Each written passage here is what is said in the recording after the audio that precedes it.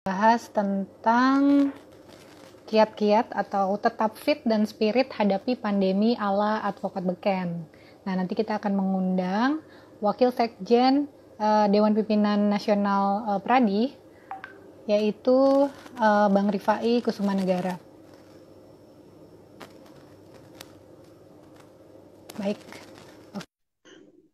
ini saya sedang invite.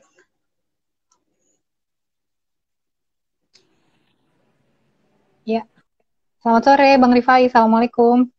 Selamat sore, Waalaikumsalam. Gimana kabarnya, sehat Bang? Kabar baik. Alhamdulillah, baik-baik. Nah, ini kita sudah ada 178 audiens nih yang sudah gabung sama kita di sini, udah nungguin. Sore ini kita akan berdiskusi tentang temanya tetap fit dan spirit hadapi pandemi ala Advokat Beken. Nah, teman-teman, ini saya langsung mulai aja ya. Jadi, sebagaimana kita ketahui bersama bahwa sudah 6 bulan ini Indonesia dan bahkan dunia berjuang menghadapi wabah pandemi COVID-19 atau virus corona. Nah, hingga tanggal 10 September kemarin, tercatat 200.203 yang positif terjangkit COVID, dan juga 147.510 yang sembuh, alhamdulillah, dan 8.456 orang yang meninggal dunia. Tentu ini sangat menyedihkan bagi kita semua. Nah, korban yang meninggal dunia ini beragam, baik masyarakat, tenaga medis, dan juga aparat penegak hukum. Nah, dari sisi aparat penegak hukum, advokat juga menjadi salah satu profesi yang rentan terhadap penularan virus ini, karena pekerjaan advokat sangat-sangat dinamis, dari mulai bersidang, kemudian juga bertemu klien, atau rapat-rapat di tempat-tempat tertentu. Jadi, yang namanya advokat itu harus waspada agar tidak tertular penyakit tersebut gitu. Nah, waspada tersebut bisa dengan menerapkan protokol kesehatan yang ketat dalam melangsungkan kegiatan sehari-harinya.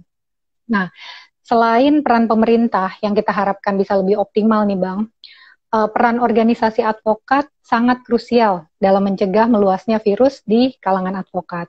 Nah, Dewan Pimpinan Nasional, Perhimpunan Advokat Indonesia atau DPN Pradi misalnya, mencatat terdapat sejumlah advokat yang positif COVID-19, bahkan ada pula yang meninggal dunia dikarenakan virus ini. Nah, untuk mengupas lebih jauh tentang hal-hal tersebut, tema kita sore ini tetap fit dan spirit hadapi pandemi ala Advokat Beken. Kami telah menghadirkan Wakil Sekretaris Jenderal DPN Pradi, Abang Rifai Kusumanegara. Dalam kesempatan ini, Bang Rifai akan menceritakan tips dan trik bagi advokat agar terhindar dari virus serta selalu semangat menghadapi pandemi dengan tetap menjalankan profesi dengan maksimal. Gimana Bang? Siap ya Bang ya, kita ngobrol nih Bang nih dalam 30-40 menit ke depan. Oke. Saya Bang Rifai ini. Untuk semua pemirsa hukum online dimanapun berada, selamat sore.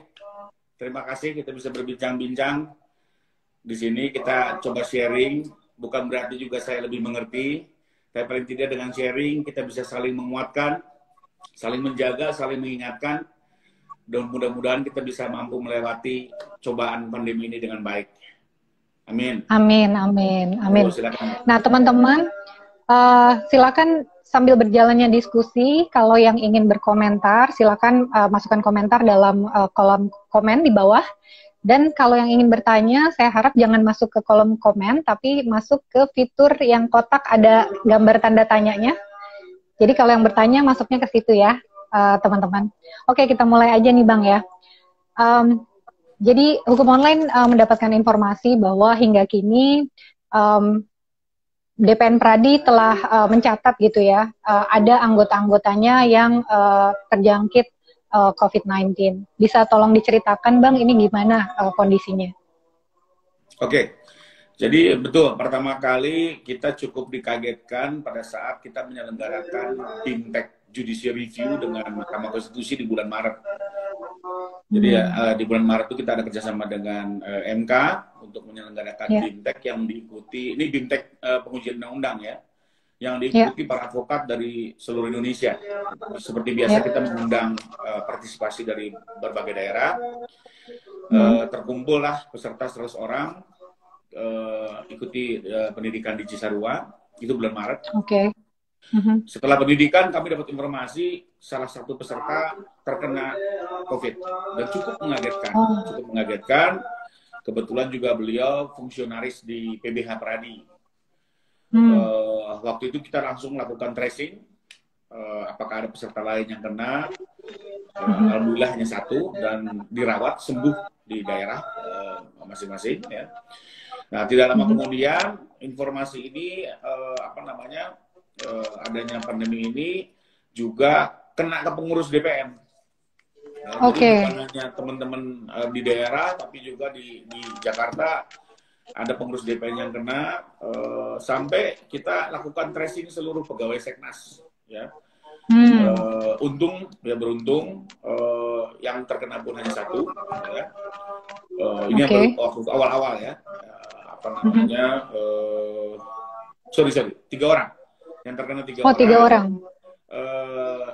2 pengurus DPN, 1 Seknas, yang pengurus DPN dan Seknasnya sembuh, tapi kami cukup berduka karena salah satu pengurus akhirnya dipanggil Yang Maha Kuasa. Ya. Kita cukup berduka dan langsung kita lakukan langkah-langkah pengamanan, kita tracing semua, kita pantau, secara berkala kita lakukan pemeriksaan, bahkan pelayanan di Seknas itu juga sempat kita hentikan waktu itu.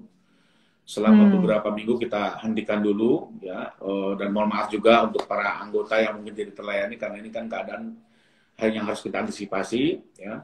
Nah setelah itu terkendali baik, ya, informasi yang terkena pun tidak begitu banyak, tapi memang akhir-akhir ini kembali mencuat seperti yang kita lihat di publik pun ternyata pandemi ini meluas, kemarin juga ada lagi pengurus kami yang terkena juga pandemi dan dipanggil Yang Maha Kuasa. Jadi berdasarkan sekarang kita sedang melacak seluruh para anggota ataupun pengurus yang terkena terpapar COVID, ya. Memang mayoritas sih sembuh ya, mayoritas sembuh, tapi ada beberapa yang tidak tertolong mungkin karena masalah penyakit bawaan.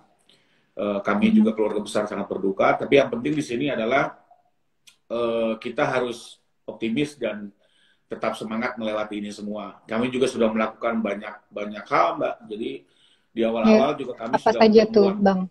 Ya, imbauan yang dilakukan oleh DPN atau upaya yang dilakukan DPN.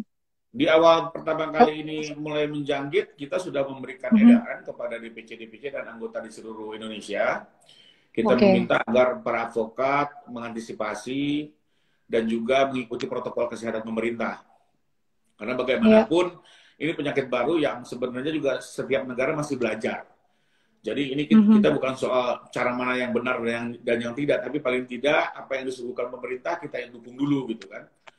Nah, kita minta kepada seluruh teman-teman advokat juga untuk menghindari pertemuan-pertemuan dan mendorong persidangan secara online ke tiap masing-masing pengadilan. Ini edaran bicara soal kita kirimkan di awal tahun, Mbak. Lebih kurang itu, Mbak. Jadi baik, jadi DPN Pradi sudah menyebarkan surat edaran kepada DPC agar lebih waspada gitu ya Bang ya, dan lebih mendorong agar melakukan sidang online. Nah ini menarik nih Bang, sebagaimana kita tahu semua bahwa Mahkamah Agung telah meluncurkan e-court sebagai bagian dari peradilan yang mengadopsi perkembangan teknologi. Apakah e-court di perkara perdata aja udah cukup atau perlu diperluas lagi dengan jenis-jenis perkara lainnya sehingga sidang online menjadi terobosan dan inovasi bagi peradilan Indonesia. Nah, menurut Abang gimana nih, Bang? Jadi kalau diikuti, kalau nggak salah sama-sama di bulan Maret, saya juga waktu itu diwawancara oleh Hukum Online juga, salah satunya. Dan waktu itu kita meminta secara terbuka kepada Mahkamah Agung, waktu itu yang paling urgent adalah sidang pidana, karena kita khawatirkan penyakit ini masuk ke lapas, sementara begitu banyak orang di dalam. Waktu itu saya pun juga berkoordinasi dengan teman-teman di Ditjen Pemasyarakatan Singkat cerita, waktu itu kami mengajukan kepada Mahkamah Agung bekerjasama dengan pemasyarakatan agar sidang pidana dilakukan secara online. Alhamdulillah langsung dikabulkan waktu itu. Sekalipun memang masih ada persoalan di sana sini, tapi paling tidak kita mengantisipasi keadaan karena ini sesuatu yang di luar perkiraan, sehingga juga perlu langkah-langkah yang cepat, yang cermat begitu ya. Nah, tapi dalam perkembangannya ternyata di persidangan-persidangan lain juga diperlukan gitu ya. Kita tidak hanya melihat persidangan pidana saja yang berisiko, tapi juga persidangan perdata, tun dan agama sendiri juga bisa menimbulkan risiko-risiko itu. Sepanjang pertemuan masih terus ada, apalagi kalau di pengadilan Mbak, kita lihat kan kalau nunggu sidang tuh ngantri rame-rame, ngantri ya Bang ya. Berjam-jam, jam sidangnya nggak jelas, itu sangat berisiko buat teman-teman sejawat. Nah, sehingga akhirnya kita kemarin juga meminta kepada Mahkamah Agung untuk diperluas, baik secara perdata, tun, maupun agama. Nah, memang sekarang masih digodok karena masih ada beberapa persoalan yang perlu adanya keseragaman pengaturan. Karena setiap lingkup peradilan kan model persidangannya lain-lain. Tapi sekedar tips, jadi saya pernah saya sih menyarankan DPN kita lakukan 2 jalur. Pertama, tugas DPN meyakinkan Mahkamah Agung agar mengeluarkan payung hukum yang membuka persidangan litigation ini seluas-luasnya, bukan hanya sekedar filing duplik, replik atau kesimpulan, tapi pemeriksaan saksi dan ahli pun kita harapkan bisa secara online. Karena kalau kita lihat di berbagai negara, litigation itu sudah menyakup sampai dengan pemeriksaan saksi dan ahli. Di banyak negara sudah seperti itu. Kita memang belum siap. Tapi justru dalam keadaan ini kita memohon Mahkamah Agung membuka itu. Dan yang cukup menarik, di beberapa pengadilan itu sudah dibuka. Ya, sekalipun Mahkamah Agung belum mengeluarkan payung hukum, tapi faktanya di beberapa pengadilan sudah dibuka. Sebagai contoh. Jadi ada yang berinisiatif gitu ya Bang ya? Betul. Jadi mungkin juga rekan-rekan sejawat bisa berkomunikasi dengan ketua majelis untuk dimungkinkan itu. Sebagai contoh, saya sendiri pernah meminta persidangan pemeriksaan ahli di Petun Palangkaraya secara online dan dikabulkan. Dan dikabulkan. Beberapa bulan lalu di Petun Palangkaraya. Lalu saya juga pernah meminta persidangan mediasi secara online juga di Pengadilan Negeri Kalteng. Dikabulkan juga oleh majelis. Jadi karena kita melihat ini buat kepentingan semua pihak, kepentingan para hakim, untuk juga para advokat dan para pencari keadilan. Kita harus lakukan terobosan-terobosan. Toh yang penting esensinya tetap berjalan. Proses tawar-menawar dalam mediasi tetap berjalan, proses pemeriksaan ahli tetap berjalan, kita bisa langsung berdiskusi dengan ahlinya. Saya pikir sepanjang esensinya benar, persoalan cara kan bisa kita lakukan kesepakatan-kesepakatan. Nah, saya berharap teman-teman sejawat juga berinisiatif. Saya dengar malah di pengadilan agama sudah berjalan ya, pemeriksaan ahli saksi dengan cara virtual. Nah, ini yang perlu kita kembangkan. Jadi top down, Mbak. Topnya nanti DPN yang berkomunikasi terus bekerjasama dengan Mahkamah Agung, tapi di bawah juga kita bisa melakukan permohonan-permohonan. Demikian, Mbak. Ya, jadi memang advokat harus proaktif ya Bang ya, mengajukan kepada ketua pengadilan untuk membuka sidangnya secara virtual gitu. Meskipun memang instruksi dari Mahkamah Agungnya secara resmi belum semuanya dibuka, tapi kalau kita mencoba untuk memohonkan, itu dari pengalaman Bang Rifai sendiri ternyata dikabulkan gitu ya. Dan prosesnya tidak mudah, tidak sulit ya Bang ya, proses pengabulannya itu ya. Oke, nah teman-teman yang berpraktek, kalau selama ini khawatir gitu ya, harus bolak-balik pengadilan, kalau misalnya proaktif, itu bisa jadi pengadilannya mengabulkan. Mungkin contohnya Bang Rifai bisa dikasih tahu juga ke ketua pengadilannya, supaya mereka bisa mempertimbangkan dan mengabulkan. Nah Bang, terkait soal ini masih e-litigation nih Bang.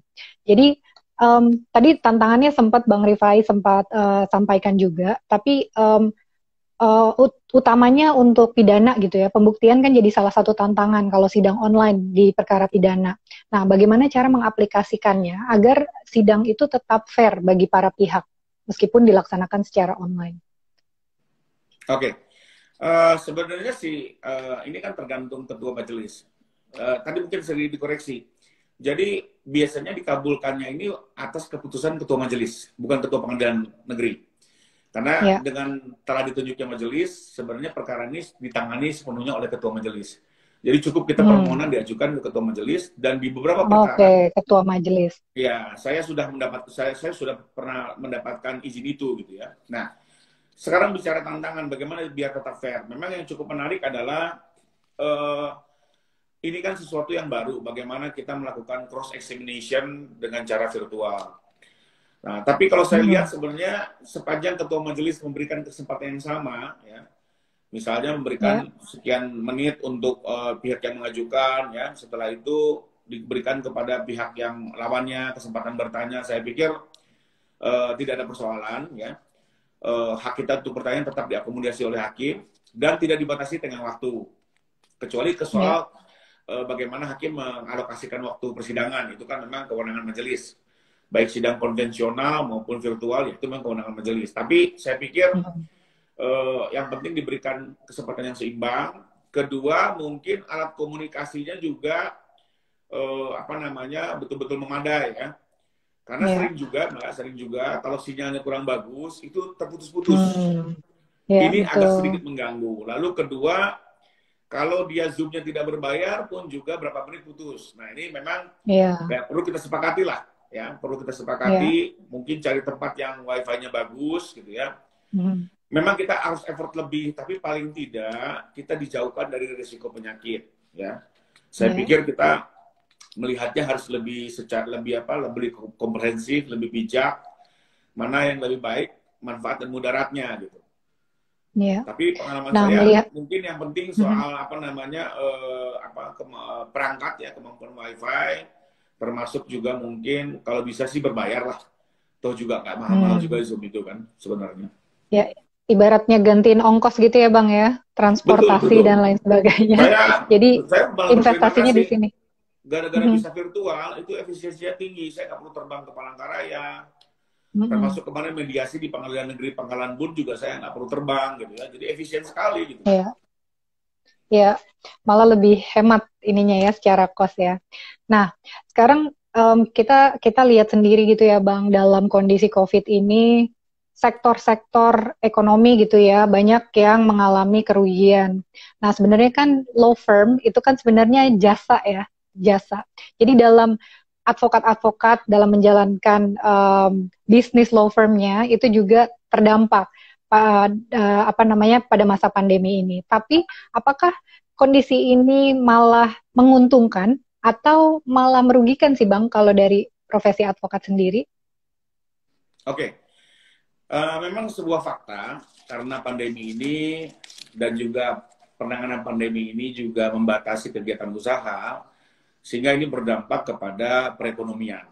Ini juga sebuah fakta. Jadi ini bukan persoalan pandemi, tapi sudah mulai berdampak ke persoalan ekonomi, ya. Bahkan pemerintah pun sudah mengakui kemarin terjadinya penurunan keadaan ekonomi. Nah, tapi yang cukup menarik justru kalau dalam cara pandang saya, ini justru ada satu kesempatan yang baik kalau memang rekan-rekan sejawat melihatnya pun dalam konteks yang sama.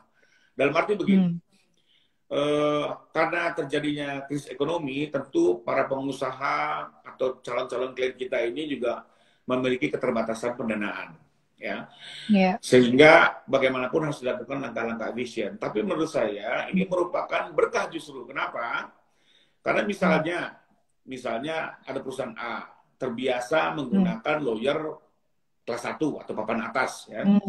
Nah, karena lawyer mahal ya Bang, ya. Tentu dia tidak mungkin lagi menggunakan budgetnya, tidak mampu lagi untuk membayar lawyer papan atas ini. Nah, kemungkinan dia akan memilih lawyer kelas 2. Nah, sehingga menurut saya ini kesempatan buat lawyer kelas 2 untuk mendapatkan kesempatan perkara-perkara baru gitu. Termasuk yang biasa juga perusahaan yang biasa meng-hire lawyer kelas 2, dia akan memiliki kelas 3. Dia akan menurunkan kemampuan bayarnya. Sehingga ini kesempatan untuk yang muda-muda, kesempatan untuk yang di level-level menengah untuk bisa mendapatkan berkah-berkah itu gitu. Jadi menurut saya ini sesuatu boleh dibilang dalam bahasa saya kesempatan naik kelas, Mbak. Ya. Kalau dulunya misalnya kita di level third grade gitu ya, dengan begini kita bisa mengambil klien-klien yang biasanya menggunakan second grade gitu, lawyer second grade gitu ya. Jadi ini menurut saya kesempatan, ini berkah, ya. Justru kita jangan pesimis, kita melihat ada peluang-peluang baru. Ya, tapi tentunya memang kompetensi, quality, ya profesionalisme tetap harus dijaga. Tapi di sini justru ada kesempatan-kesempatan gitu ya. Misalnya biasanya pakai Bang Hotman Paris, nah, mulai turun sekarang kan jadi ke saya mudah-mudahan misalnya begitu ya. Nah, ini kayak begitu. Bang Rifai merendah nih. Rezekinya saya bisa juga turun di dunia saya. Buat saya itu nggak masalah. Iya. Semua orang juga jadi akan ini naik kondisinya. kelas, istilahnya. Tapi di sini justru saya lihat momentum untuk bisa kita naik kelas. Kedua, berkaca juga dari krisis 98 dan 2008, itu biasanya dalam kondisi krisis itu sengketa malah meningkat, Mbak. Bukannya menurun, ya. Sengketa itu meningkat karena bagaimanapun juga terjadi kegoncangan dan antar perusahaan itu juga mencoba menyelamatkan diri masing-masing. Nah, kalau bisa musyawarah, alhamdulillah. Tapi kalau nggak bisa, dibawa ke pengadilan. Ini pun bisa jadi rezeki buat teman-teman. Artinya, saya melihat justru di sini ada peluang-peluang dan kita harus manfaatkan dengan baik. Tapi tetap jaga protokol kesehatan. Karena jangan sampai juga kita semangat mencari klien baru, nah, nanti malah kena penyakit. Jadi repot, Mbak. Gitu, Mbak. Iya, memanfaatkan peluang. Jadi ini blessing in disguise gitu ya, Bang ya. Tapi tetap menjaga protokol yang sudah diatur oleh pemerintah. Nah, Bang Rifai, ini ada pertanyaan nih dari audiens nih. Pengaturan ini dari Barnkley. Pengaturan ideal untuk advokat dalam memberikan konsultasi hukum secara online, adakah peraturan terkait di Indonesia? Dan bagaimanakah seharusnya pelaksanaannya dan syarat-syaratnya? Nah, ini soal aturan idealnya. Tadi Bang Rifai sempat menyebutkan bahwa DPN Pradi mengadvokasi Mahkamah Agung supaya ini bisa diatur gitu ya Bang. Mungkin bisa dijelaskan Bang, kira-kira apa sih yang diusulkan oleh DPN Pradi terkait hal ini gitu Bang. Oke, kalau untuk yang persidangan memang ada beberapa. Jadi kita permohonan bukan hanya persidangan, Mbak. Termasuk kita memohonkan dibuka upaya hukum secara elektronik. Sekarang ini kan kalau upaya kita mau hukum. banding, kasasi harus datang ke pengadilan, menandatangani. Nah, kenapa ini kita tidak coba secara virtual? Mendaftarkan gugatan kan sudah bisa virtual. Nah, kenapa upaya banding kasasi tidak virtual, gitu ya? Padahal sebenarnya prosesnya sama aja gitu ya, Bang. Sama aja prosesnya gitu. Sementara begini, Mbak, kita kan juga lihat perkembangan terakhir banyak pengadilan membatasi pelayanan, bahkan menutup karena ada beberapa hakim terkena COVID. Bayangkan kalau pengadilan ditutup 1 minggu, padahal jatuh tempo kita banding itu di hari itu. Kalau kita nggak menyatakan banding, nanti lewat inkrah. Sementara mau mendaftarkan pengadilan tutup. Ini kan jadi persoalan. Sehingga kita dorong juga bagaimana e-court ini diperluas, bukan hanya daftar gugatan, tapi juga untuk upaya hukum banding, kasasi, PK. Cukup tinggal bayar seperti gugatan, tinggal membayar dan segala macam, tinggal isi data, pernyataannya kita send misalnya seperti itu. Dan Mahkamah Agung kan tinggal mengubah formatnya sedikit saja, nggak begitu rumit gitu ya. Termasuk yang kita mintakan juga adalah kesamaan cara hukum acaranya. Karena gini, sekarang ini juga ada persoalan bagaimana sih teknik penyumpahan yang benar. Standarisasinya ya Bang ya. Pribadi kan saksi tidak disumpah pakai Quran gitu kan ya. Nah tapi oke, menurut hukum acara kita tetap disumpah pakai kitab suci. Nah metode seperti apa yang baik gitu. Pengadilan agama lebih memilih si saksinya itu ditaruh di pengadilan agama tempat lain. Ada yang seperti itu. Tapi di petun kemarin diizinkan justru para pihak tetap di tempat masing-masing. Atau ahlinya tetap harus datang ke sidang. Tapi para pihak boleh dari luar. Nah ini kan masih ada perbedaan cara. Belum seragam. Belum seragam. Nah kita berharap ini seragam. Lalu kita kaji betul-betul untuk kepentingan hakim, untuk kepentingan para pihak, untuk kepentingan para pencari keadilan. Termasuk juga. Ini menarik. Ya. Ini menarik sekali yang disampaikan oleh Bang Rifai bahwa kalau misalnya lembaga peradilan tidak segera melakukan terobosan dalam kondisi COVID ini, bisa-bisa gitu ya hak konstitusional masyarakat dalam mengajukan upaya banding itu bisa terancam gitu. Jadi ini penting sekali kita sambil nunggu nih kelihatannya ada kendala sinyal.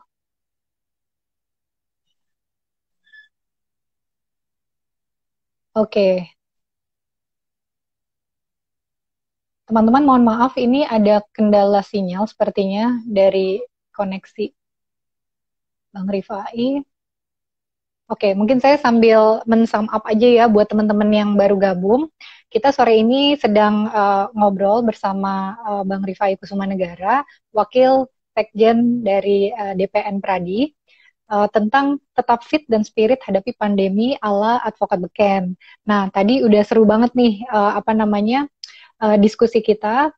Kita udah mengulas soal apa upaya yang dilakukan oleh Pradi dan juga data-data mengenai advokat yang terpapar COVID-19 atau bahkan yang meninggal dunia gitu. Tadi sudah disampaikan oleh beliau dan belakangan tadi sebelum putus koneksinya kita membahas soal e-litigation atau e-court yang merupakan terobosan yang dilakukan oleh lembaga peradilan untuk mengantisipasi kondisi ini gitu.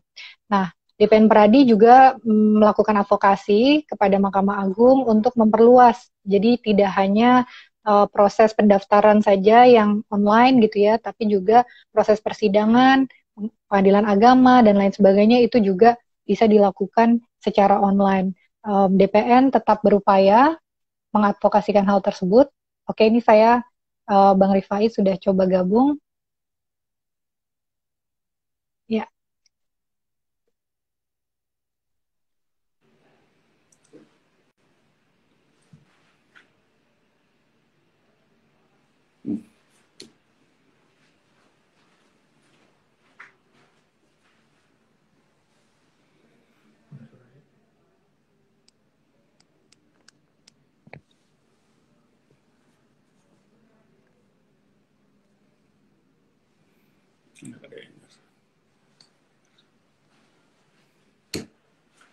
Di refresh ya dulu.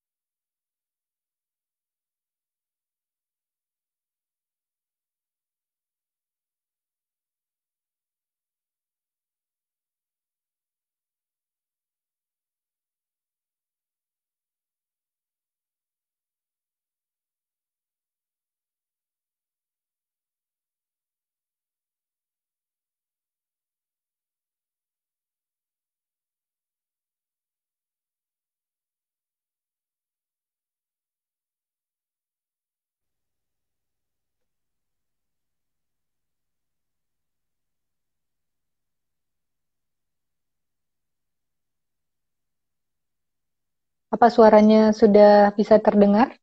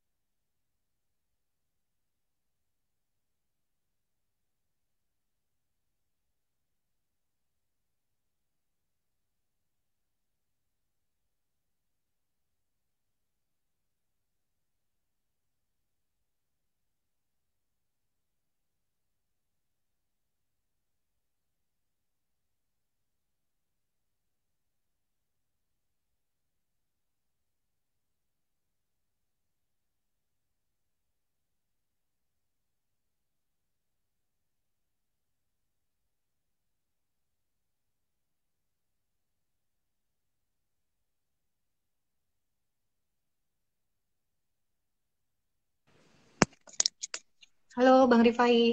Halo, Bisa ada dengar masalah suara ya? saya, Bang? Bagus. Oke, Suara saya oke. jelas? Tadi jelas-jelas, Bang. Oke.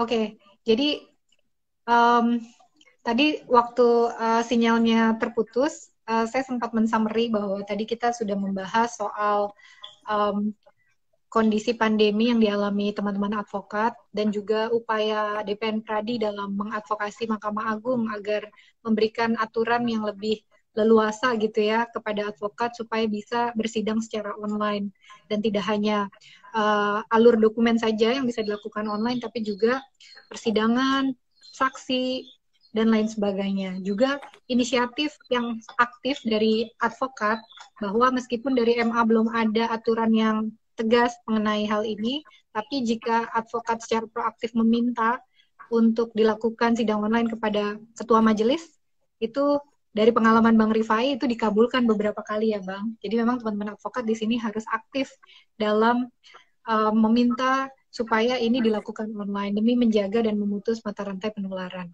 Oke, kita lanjut nih Bang ya. Oke. Tadi kita ngomongin juga soal law firm, kondisi ini blessing in disguise. Nah, sekarang kita mau bahas soal sebagai penegak hukum, profesi advokat ini kan adalah officium nobile atau profesi yang mulia. Nah, advokat juga memiliki kewajiban untuk memberikan bantuan hukum cuma-cuma atau pro bono dalam menjalankan profesinya. Nah, dalam kondisi COVID ini, apa upaya yang dilakukan oleh DPN Pradi untuk menggerakkan para anggotanya melakukan pro bono untuk saling menolong bagi masyarakat yang mengalami masalah hukum? Gimana, Bang? Oke. Pertama, buat Pradi, pro bono itu adalah kewajiban profesi.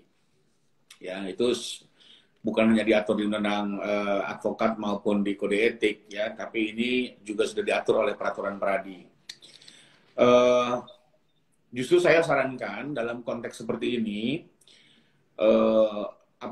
pro bono ini harus terus dijalankan. Selain menjalankan kewajiban etik, kedua, kalau memang perkara sedang berkurang, apa salahnya kita beribadah juga nih gitu ya, dengan cara menangani perkara-perkara pro bono. Paling tidak kita akan dengan banyak membantu orang miskin, atau orang marginal, paling tidak kita akan diberikan perlindungan oleh Yang Maha Kuasa. Termasuk Amin. mengisi misalnya kekurangan kegiatan, ya. Kita arahkan ke sana, ke hal-hal positif, ya. Paling tidak kita mudah-mudahan akan dijauhkan dari pandemi. Kedua, dengan kita banyak berbuat baik, mudah-mudahan si klien-klien yang biasa pakai lawyer kelas 1 itu akan turun ke kelas 2, yang kelas 2 turun ke kelas 3 gitu ya. Jadi saya pikir ini harus seimbang lah, hidup ini harus seimbang. Kita nggak bisa melulu bicara komersil gitu ya. Bahkan menangani pro bono itu ada kegembiraan sendiri, Mbak. Ya, ada kegembiraan sendiri kita melihat orang kecil, kita tolong kepuasan mereka. batin ya, Bang ya. Mereka berterima kasih dengan tetesan air mata itu betul-betul mahal Mbak harganya, Mbak. Kita menangani klien komersial ya hanya selesai sampai di situ, terima dana, selesai gitu ya. Tapi justru tanda terima kasih orang-orang kecil itu betul-betul terasa di hati. Makanya menurut saya menjalankan pro bono itu bukan soal kewajiban, tapi ini bagaimana menyeimbangkan jiwa kita gitu. Ya, menyeimbangkan jiwa kita, terus bagaimana juga mengasah rasa keadilan kita. Apalagi hari ini masih menjadi momok di masyarakat, hukum itu tajam ke atas, tumpul ke bawah. Tajam ke bawah, tumpul tadi ke atas. Tadi ada yang komentar kayak gitu tuh, Bang. Iya. Tadi ada yang komentar tajam. Ini stigma buruk yang harus diperbaiki oleh para komunitas hukum. Kita tidak hanya bisa menyalahkan para penegak hukum lain, tapi kita sendiri juga harus ikut berbuat di dalamnya. Kita harus bangkitkan kepercayaan masyarakat. Ya. Saya sedikit Mbak. Negeri ini didirikan oleh founding fathers yang sudah percaya menetapkan Indonesia sebagai restart. Tapi boleh saya bilang, para penegak hukum kita nih belum sungguh-sungguh mewujudkan negara hukum yang baik. Masyarakat menunggu itu sebenarnya. Bagaimana para penegak hukum ini semua ya, tidak hanya hakim, polisi, advokat pun juga. Bagaimana betul-betul kita mewujudkan harapan founding fathers dan harapan masyarakat. Agar hukum ini betul-betul memiliki ruang yang baik, mendapat kepercayaan masyarakat, dan betul-betul menjadi jalan keluar dari semua persoalan bangsa. Hari ini orang masih banyak yang belum percaya dengan hukum, sehingga ya kita harus berbuat lah. Semua dari hal kecil, menangani pro bono 1 perkara 1 tahun, it's enough. Kami Peradi punya anggota Mbak 56.000 orang. Kalau 1 orang 1 perkara kita menangani 56.000 kasus, itu sudah sangat besar Mbak. BPHN saja dengan anggaran pemerintah tidak mampu menangani perkara sampai 56.000. Ini free kan pro bono ya. Jadi saya sangat berharap kita jalankan ini ya bagaimanapun ini untuk juga menjaga kehormatan profesi advokat gitu ya. Kalau lihat literatur pro bono itu adalah salah satu pilar dari officium nobile. Ya, jadi profesi advokat itu justru dibilang terhormat itu karena ada pro bono ini ya Bang ya. Betul. Karena jiwanya tuh ada di situ gitu. Jadi justru dalam masa pandemi ini nih jadi kayak ladang berbuat baik, ladang pahala untuk sekaligus menunaikan kewajiban yang sudah diamanatkan Undang-Undang Advokat gitu ya Bang. Melakukan pro bono dalam 1 tahun tuh 55 jam kalau nggak salah ya Bang, 50 jam gitu ya dalam 1 tahun. Nah, kemarin kan Hukum Online juga sempat melakukan gerakan gitu ya, namanya pahlawan COVID gitu ya, pahlawan COVID-19 di sektor hukum, mengajak para advokat untuk melakukan pro bono, membantu teman-teman kita, koperasi dan UKM untuk yang mengalami masalah hukum terutama di masa COVID ini. Nah, dari sekian bulan berjalan 100 lebih advokat yang bergabung untuk gerakan pro bono pahlawan COVID ini, dan juga yang berkonsultasi juga lebih dari 300 koperasi dan UKM kepada advokat-advokat secara online gitu. Nah, Bang Rifa ini salah satu advokat yang ikut dalam campaign kita untuk pro bono membantu koperasi dan UMKM. Mungkin bisa diceritakan Bang pengalamannya gimana pada chatting gitu, konsultasi ke Bang Rifai, itu gimana tuh Bang ceritanya? Iya, betul Mbak. Jadi saya salah satu advokat yang ikut dengan program dari Justika ya. Justika dan Hukum Online. Justika dan Hukum Online Group bekerjasama dengan Kementerian Koperasi kalau nggak salah ya. Di mana kita memberikan konsultasi cuma-cuma kepada para pengusaha UKM. Dan cukup menarik, Mbak. Jadi pertanyaan-pertanyaan cukup banyak. Di situ juga kita bisa melihat, potret UKM itu seperti ini ya.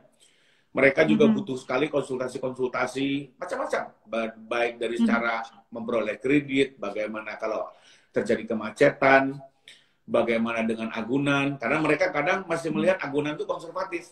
Agunannya hipotek. Padahal kan hari ini sudah macam-macam model agunan. Ya, sudah ada resi gudang, bahkan hari ini hak cipta aja bisa dijadikan agunan begitu ya. Nah, ini semua kita coba berikan konsultasi sama mereka untuk bisa memanfaatkan berkembangnya hukum dan juga mendorong usaha mereka. Cukup menarik konsultasinya ya. Mereka kadang malam-malam juga bisa chat gitu ya, menanyakan dari hal-hal yang memang betul-betul persoalan hukum. Kadang juga ada bertanya tapi agak sedikit di luar hukum tapi berpengaruh berdampak sama perusahaannya. Kami senang paling tidak kalau buat saya begini Mbak, bagaimanapun juga kita harus membangun budaya hukum dalam masyarakat. Ya. Tugas komunitas hukum juga gitu ya. Karena hukum itu akan baik kalau terbangun budaya hukum yang baik. Nah, ini semua dengan cara apa? Kita mensosialisasikan kepada masyarakat. Hukum itu punya tools-nya loh, punya jalan keluarnya loh. Kalau Anda ketemu masalah ini loh jalan keluarnya gitu ya. Nah, sehingga mereka melihat, ternyata hukum juga bisa menjawab persoalan mereka. Disinilah saatnya juga kita meyakinkan masyarakat melalui konsultasi-konsultasi bahwa hukum yang ada ini bisa juga melindungi usahanya, mendorong kemajuan usahanya gitu ya. Nah, paling tidak kalau masyarakat kita semua taat sama hukum, tentunya akan lebih tertib ya. Ini yang menurut saya cukup baik. Pertanyaan cukup menarik. Ada persoalan misalnya juga mereka ada yang bilang didatangi polisi mempertanyakan soal pembelian beras gitu ya. Karena beras ini ada juga subsidi pemerintah. Lalu saya kan memberikan masukan bahwa ini ada yang boleh, ada yang tidak boleh dilakukan. Bagaimanapun juga mereka harus survive, tapi bagaimana kita ingatkan untuk tidak menyentuh rambu-rambu hukum lah, lebih kurang begitu. Yeah. Dan menarik, Mbak, menarik. Saya sendiri mulai Yeah. melihat potret UKM di Indonesia ini memang perlu kita kembangkan, apalagi jumlahnya banyak loh. Dan di saat krisis, betul. menurut pemerintah, di saat krisis mereka lah pahlawannya. Betul, betul. Bahkan beberapa hari lalu Ketua Umum Asosiasi UMKM mengumumkan bahwa dari 63 juta UKM di Indonesia, 30 juta diantaranya bangkrut akibat pandemi. Ditambah lagi sekitar 7 juta pekerja informal harus kehilangan pekerjaannya akibat hal ini. Jadi memang PHK yang terpaksa gitu ya dilakukan bagi teman-teman UKM, itu juga berat bagi mereka sehingga mereka bisa mengkonsultasikan langsung secara gratis dan online melalui platform Justika, dan di dalamnya udah ada lawyer-lawyer yang pro bono yang sudah siap membantu konsultasi tersebut. Ini mungkin satu pertanyaan terakhir dari audiens nih Bang. Okay. Apa upaya advokat ini dari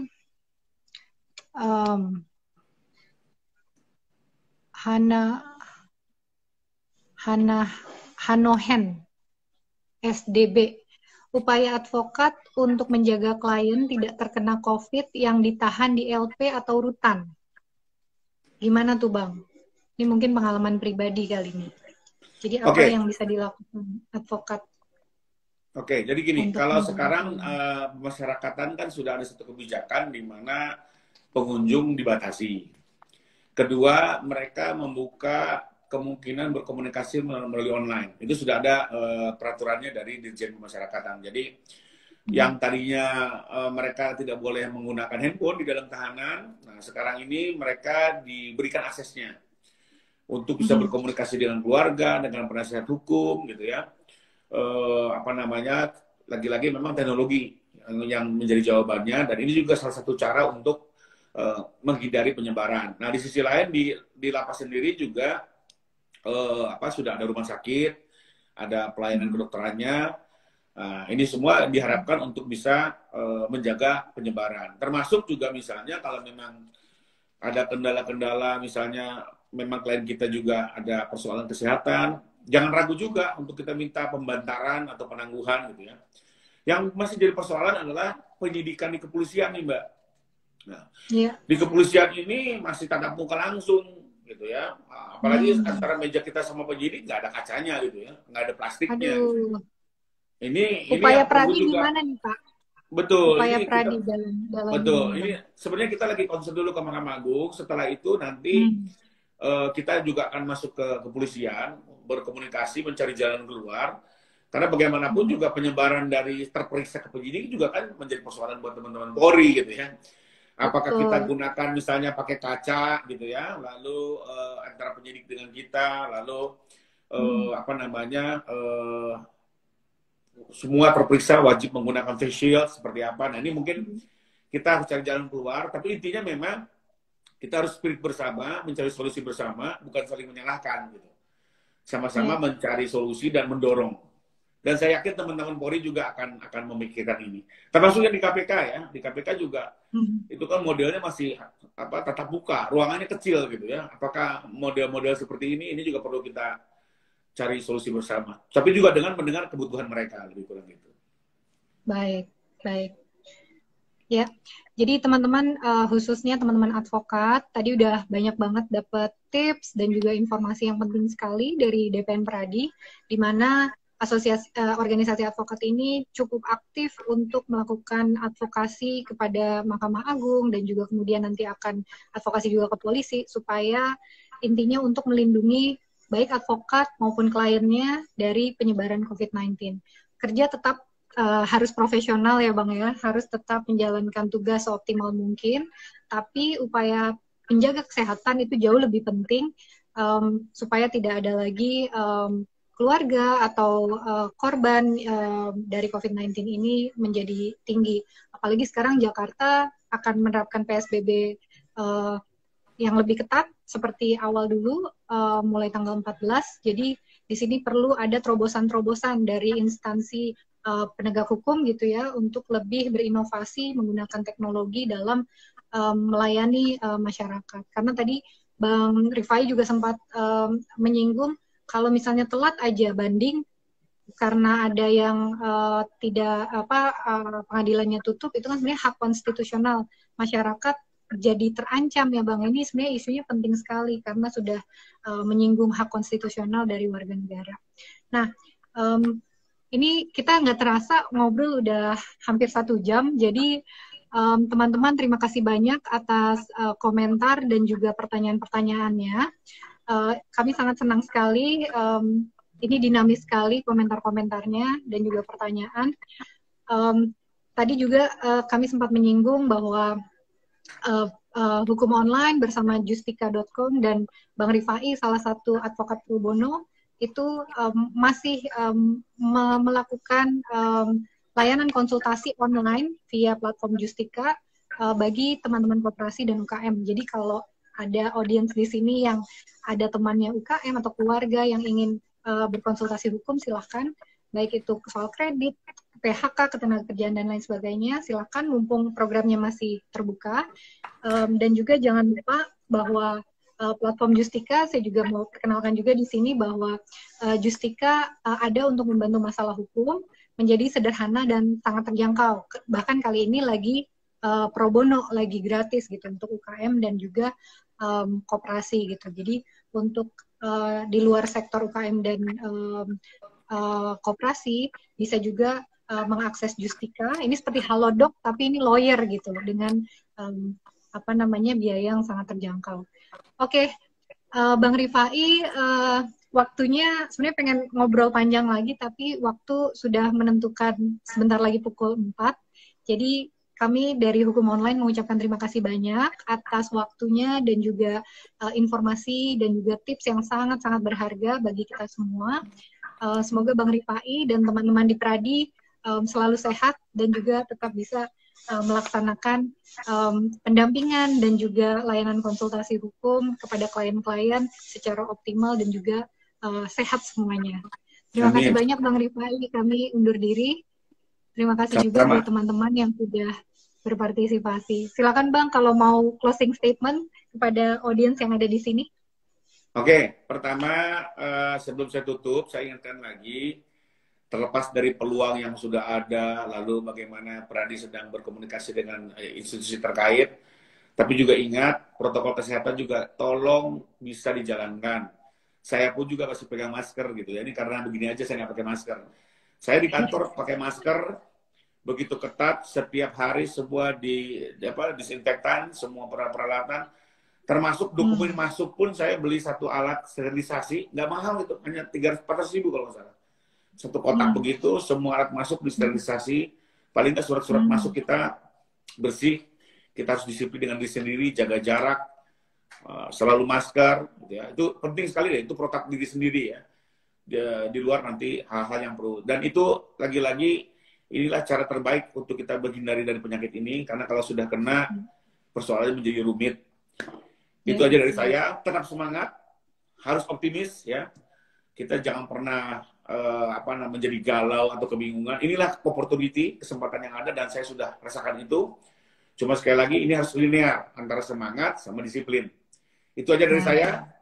Untuk semua saya mohon maaf kalau ada kata-kata saya kurang tepat.